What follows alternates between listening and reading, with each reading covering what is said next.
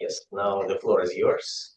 Go ahead. So I'll be presenting my MS project defense on the synthetic epilepsy post-op lesion generation. So a little background on epilepsy. So it's a chronic neurological disorder that affects 50 million people worldwide. It's defined by a recurrent unprovoked seizures, which are brief episodes of abnormal electric activity in the brain. And there are currently lots of medications in the market trying to manage the symptoms by basically suppress that part of the neuron firing.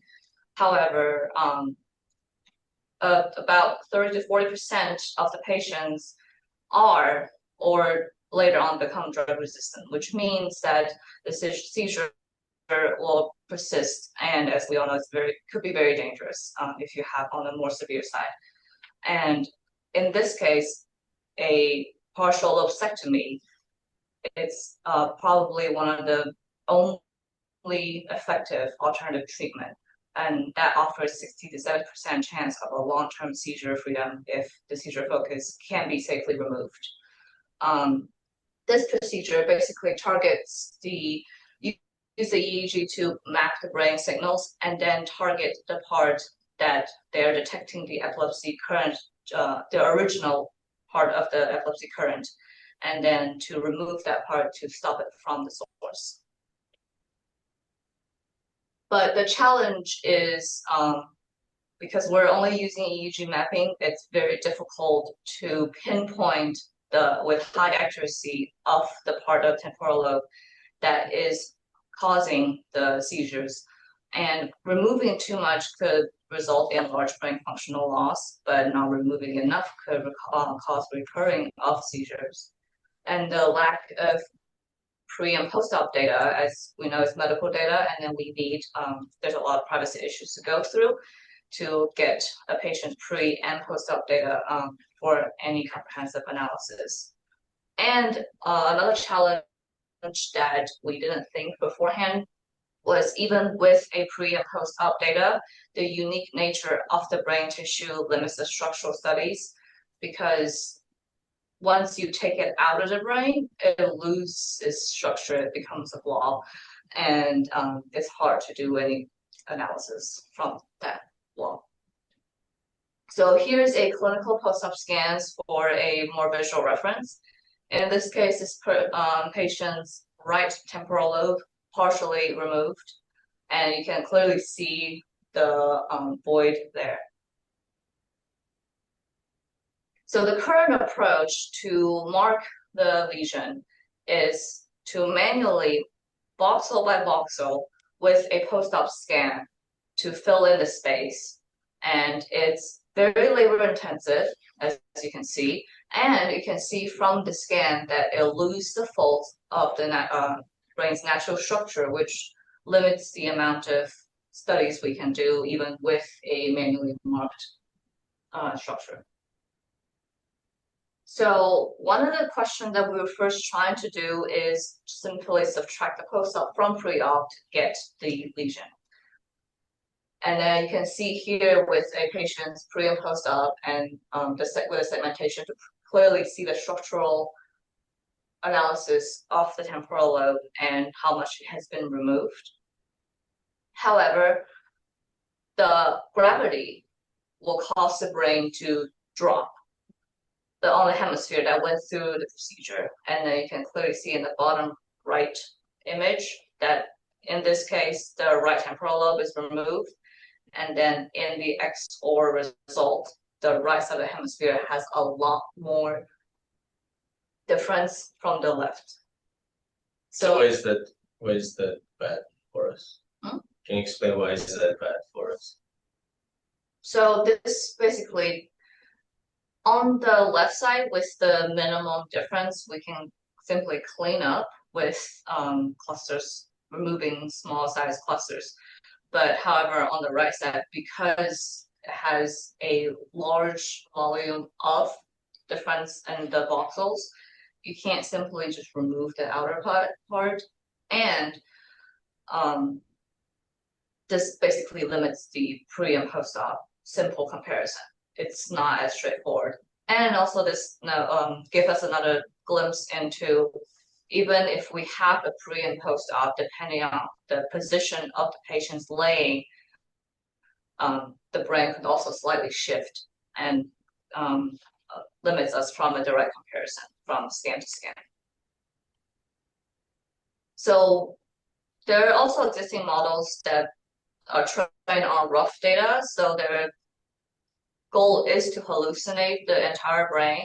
However, with the complete, more like in this current surgical cases, not a laser mark, but actual partial lobectomy, the model fails to actually hallucinate the entire part that's been removed. So this is also out of the question. So as we know, any machine learning model needs a large amount of data for training. And we have, currently the clinical data we have is about 1,000 subjects, and then the one with pre and post-op and ground truth manual labeled are about 1 to 200 data. So this is clearly not enough for any models to learn. And our solution to create this is to use a existing data set of healthy segmented brains, locate the right and left temporal lobe, and then we manually create the partial lobectomy variations with variations to mimic the surgical cases.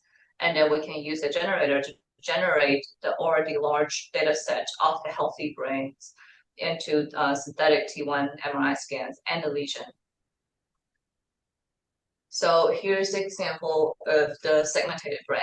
So the data we have over 1,000 healthy segmented brain that is segmented into 104 different regions of the brain and distinguished between the left and right temporal lobe. And for this specific purpose, we're only focusing on the left and right temporal lobe. So we relabel it to only distinguish that and the white matter of the brain. Then, after study from the actual clinical scan, we can see that the idea of the lobectomy is to cut in from the anterior point of the temporal lobe. And in order to locate it, we can use the PCA to get the coordinates and then use the y-axis reading to find the anterior point of the temporal lobe. Then we can create a sphere that sits in the center of the given coordinate reading from the PCA analysis.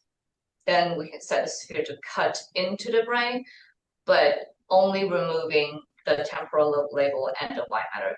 So when later on during cleanup, it will only have the part that will clinically been removed for actual surgeries. So you can see from the left scan, the sphere structure is there. And then because it's a sphere cutting, it takes in the temporal lobe label as well as the white matter. But in the actual surgery, obviously there's not an actual sphere parts removed. So we use the distance to distinguish the temporal lobe white matter and the non-temporal lobe white matter. So we can set the threshold to remove the white matter from further away and eliminating the small disconnected white matter as artifact. It's just one comment. Yeah, all of this on this slide is because white matter is not marked as belonging to atlas. It's only gray matter, and so we don't know which part of white matter is in the temporal lobe. I mean, only visually we do. Yeah. So the model can't see. We need to do additional stuff. So this already gives us very close visual of a part of the brain that would have been removed for a partial lobectomy for this procedure. And then here's the actual comparison. On the left is the synthetic manually removed part, and on the right is an actual clinical post-op scan of the brain. So you can see it's pretty close to, in terms of structure and the usual rough shape. Can I ask on that last slide? So you're saying both of these are so the one on the left is the portion before synthetically removing the segment? Now, on the left is the scan after I synthetically removed the mimic, after it went through a mimic version of a partial lobectomy for this. And then on the right is a patient who actually went through the procedure.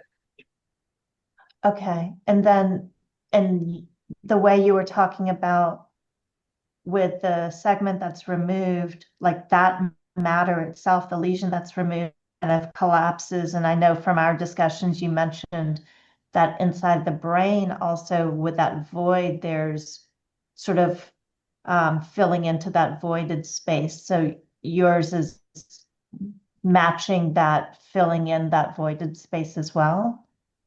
Yes. So naturally, this will be filled with CSF. And for the data generation, we also train a model to treat that void as same label as the CSF. Okay. So, and another example we can see here on the post-op mark, there's an actual slight drop on the right hemisphere where there's the void underneath it. Okay. So the shape doesn't stay completely intact and then naturally be filled with spinal fluid. So there's one more step before we can put in for mass data generation. So as you can remember from beforehand, everything we did so far is on a segmented brain. There's no skull, no skin, so which is not a real human head. But here we're replacing the mimic lesion into a full intact brain and then mark it, like I said before, the same label as the CSF. So now we'll have a full synthetic, complete brain visually, but also with that marking will be the ground truth, and then the full intact brain, it will be our input to a generator. So on the right is the final result. So full skin, skull, brain, and the lesion. And then because we're generating in mass numbers, we want to make as much randomizations and variations possible to ensure the data quality when we actually use it for training for a model. So it will randomly select a left or right temporal lobe, and then the sphere center, so it's not set to cut from a same spot for every single scans. And then the radius of spheres, like the amount is removed for each brain, is also different. And then due to a lot of clinical privacy issues, a lot of time by the time we get to a patient's data, they will usually crop off part of the patient's face, like usually somewhere between the bottom lips to the bottom of the nose. So we also want to incorporate that into our synthetic data generation to ensure when it comes to future model training, the model is trained to handle the variation of the input scan as well. So with the randomization implemented, the synthetic data generator takes in the replaced scan with new labels after randomization into a generator. And then per sample, we currently can generate up to thousands from one manually created scan that has a synthetic T1 MRI and the ground truth lesion. And then you can see and all of them are different. Yes, every generated scan is different from another. And then the bottom right can see like the ground truth, unlike the manually marked voxel by voxel solution, this keeps the folds in the brain to reserve the natural structure. And question. Any questions? No questions. I actually do have a question. Yeah. So the challenge in the implementation, not the one you're trying to tackle, but in the implementation is to create the model that is realistic enough, but it's also not the same as the ground truth that you're comparing it against. Is that something that is a potential challenge for you guys? Because you can't just duplicate the existing one. Yeah. So when you input a already randomized with variation input scans, the generator generates thousands, hundreds, thousands of synthetic, but they're all different from each other. They're set to have different properties. And then, so supposedly, then we'll have a good amount of variety in like synthetic data with the corresponding ground truth. And this will later on be useful for a model. Clear. Do you have online people or Lord, do you have any questions? If people online can ask. Okay. I don't know. Anu, do you have any questions? Yeah. So I guess, I mean, the one question I'm still a bit unclear about is, how are you measuring the accuracy of things, since everything seems to be it's just synthetically generated, and you're not able to really do these measurements from a real scan post-op to get that actual structure that was removed. So how are you validating things? This is more through like visual comparison. So we were given data through Emory, but they have like 7 different clinical groups, and they have pre and post-op, and they're like manually marked voxel ground truth. And 80% of the case, it's a very straightforward, same shape as this. So they will go in to remove, this is an actual real patient's clinical scan. And depending on each patient, this is the usual, I would say, like more than majority of the case, they will go into temporal lobe from the anterior point and then cut into it. And then some rare cases, they will cut starting from the side. And in that case, the sphere center randomizations also sort of take that into accountability. It doesn't always start from the anterior point. The center is movable, and then through randomization, it will also generate samples that does not necessarily cut from that point. Does that make sense?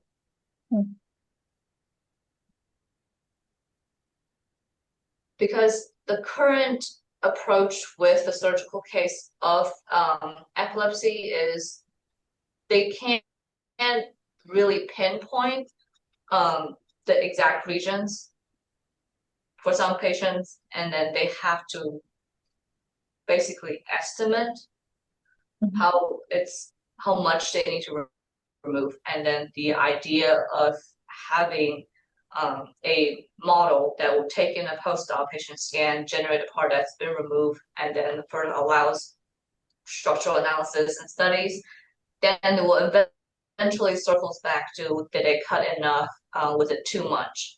But none of this is currently possible because we don't have enough data to train any models. Even the first step, we're not solving the problem fully. It's too hard. It's just to making it possible to start training a model for all the future things to come.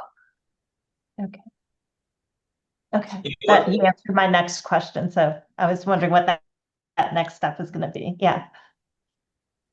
So the next step will be training a model that's fully on synthetic data, and then we'll test it on clinical data. Okay. So that will allow us to validate more. Yeah, so one thing to note here as well, that we are deliberately not trying to create a realistic physical or medical simulation.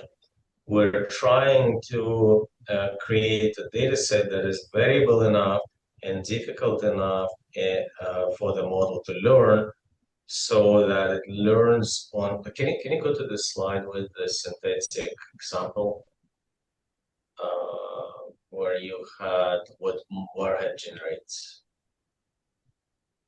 Like, frankly, what you see on the right, that brain on the right top, doesn't look like a human brain, and that's deliberate. Most of the, like, we're adding unrealistic variations into that simulator. It's kind of, it looks like a toy or doesn't look like a brain, but because it captures much more than what a fMRI or MRI or any kind of data set can capture, we train the model to be insensitive to the data variability. So that's what we're trying to do.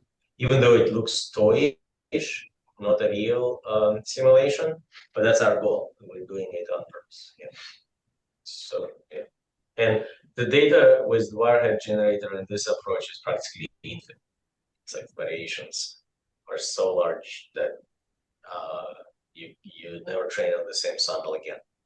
Yeah, and then all of this is conclusion after I went through hundreds of clinical scans, and then depending on machines, depending on different hospitals, privacy policy, the scans cropped in various angles, and then different positions, and depending on the machines and the technician, the different intensity levels, it's all different. So when the idea is, when we're training a model, the model needs to be able to handle all kinds of random inputs. When you're training the model to generate. No, fine. Eventually, when we're using this data to train. Okay. Yeah, this one is a just generation process. It doesn't train any models, or you don't need any model to do that. But you need a lot of classical code, well, randomized and everything, but it's more classical than end-to-end training. Do people online have any questions? People who are connected, or comments, or maybe some words of encouragement for Alenka. I don't know. Like, this is amazing. Good job. Well done. This could be a whole industry that we don't think about, because a lot of the industries you can't integrate AI just because there's not enough natural data. There's tons of industries like that. Yeah, any more like that? Accolades. I also think it's incredible. It solves a real challenge, just like they said. And I'm excited to see the results of the model once the next steps are done. Thank you, Armina. Yeah, so shout out to Armina, who's helping me with the data generation. Yeah, that's it. Okay, I guess we like, yeah, that's all we need for the defense, right? I know, unless you know, sometimes those presentations are longer, sometimes shorter, but this sums up of what's going on, and we can continue with you maybe in an email. That sounds good. Yes, thank you so much for connecting, everyone. Yeah, I'm so sorry I couldn't be in person, but great job, Alenka. Oh, no, that's fine. The tools are amazing, and so we can now have remote and hybrid meetings and everything. I hope you feel at home being, outside. We have 2 cameras and multiple cameras. Yeah. Just to... Yeah, it's a good setup that y'all have. Okay, thank you. And thanks for people who viewed this online on YouTube. Leave good comments and encouragements for Alenka's future work.